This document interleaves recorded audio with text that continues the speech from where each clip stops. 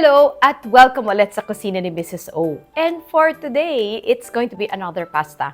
I think I know in the past, nag-demo ko na something with pesto. But for today, we had like a lot of sardines, kaya tinanggal ko lang na ng bones. We're just gonna add it to the pasta. And then, of course, I'm gonna top it with this cheese also. Wala akong kesong puti, kaya ito yung cheese na ginamit ko. It's a Mediterranean cheese or you can use cream cheese. But ideally, masarap siya with kesong puti kasi nga, sardine siya. But for now, we'll just make first fresh pesto. So I would just need fresh basil, our nuts na hindi pa maubos-ubos. So we're gonna utilize it. So it's gonna be a little bit sweet because it's honey roasted. Then, I'm just gonna put Parmesan cheese and lots of garlic. Let's go, let's cook. Si Ate Vicky is cooking our penne. So here, yan siya. So, ito, ubusin lang natin ang ating garlic.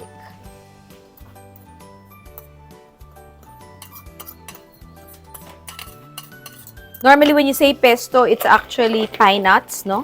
But you can really use any nuts, no? May na lang natitirang Parmesan cheese. Naubos na. My cheat is, I'm gonna be adding bread. So, ma-extend ang aking pesto. And oil. There you go.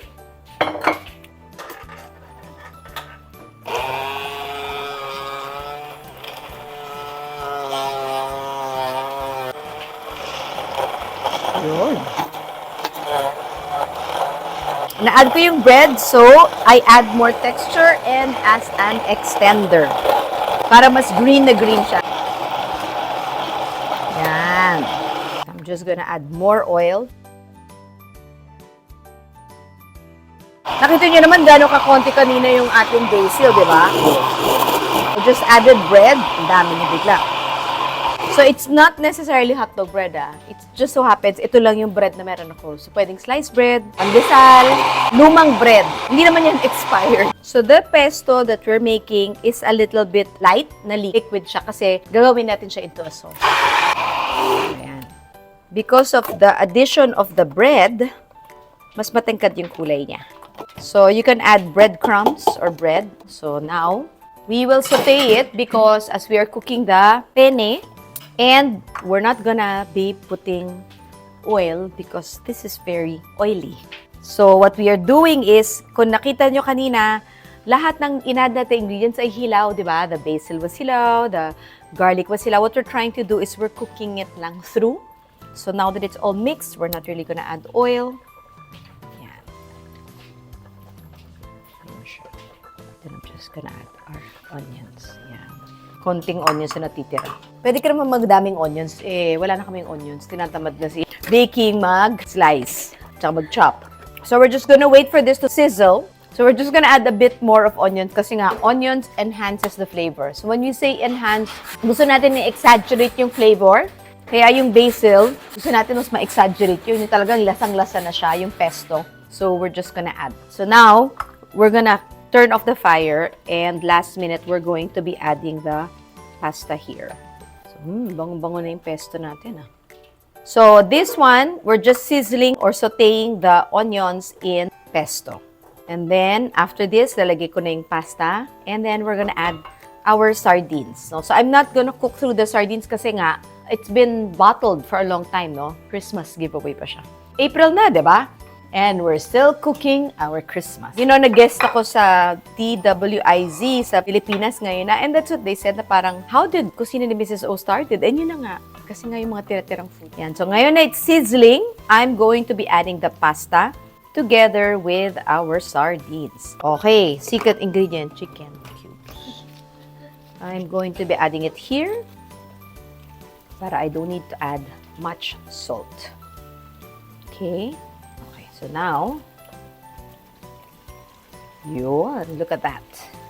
So we're cooking it through.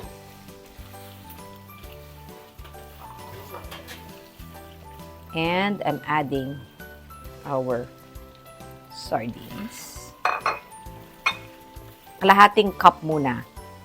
Kasi as much as possible, ayaw natin maglagay masyado ng cream because what we're trying to do is we want that green color not to come out talaga and shine.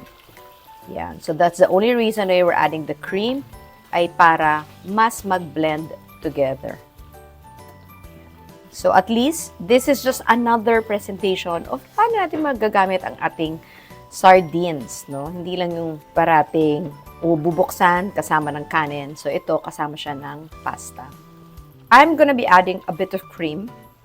Not because I feel kulang siya sa lasa or sa body. It's just that because there's a little bit of oil para lang mas mag-combine siya sa ating pasta. There. I'm gonna be adding this. Yan. That's the sauce kung saan natin binoiling pasta. Para mas mag-stick siya sa ating penne. Because it's continuously cooking it through.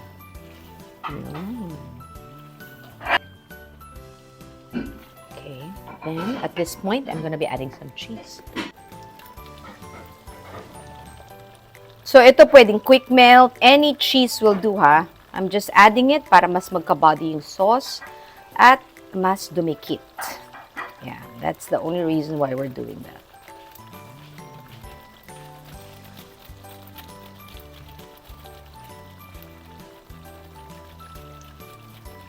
There you go. Ooh, nice and thick. So, I'm gonna turn off the fire. Makita nyo, halos wala ng sauce because it was totally na-absorb na siya ng ating pasta. Let's go! Ayan. Sarap.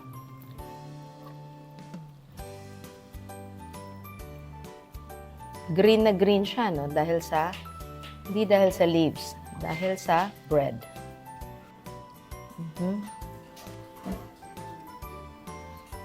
Okay. And there you have it. Here is our penne pesto with sardines na pasta. So, I hope you enjoyed this episode at saka nagkaroon kayo ng bagong idea paano magamit ang sardines. Sinisira na naman ni Gov! Govi! So, thank you for watching Kusina ni Mrs. O. Apologies for Gov, nagugutom na. So, penne pesto with sardines. Sana ma-inspire kayo at gayahin ninyo sa inyong mga bahay. Thank you and see you soon for the next episode of Kusina ni Mrs. O.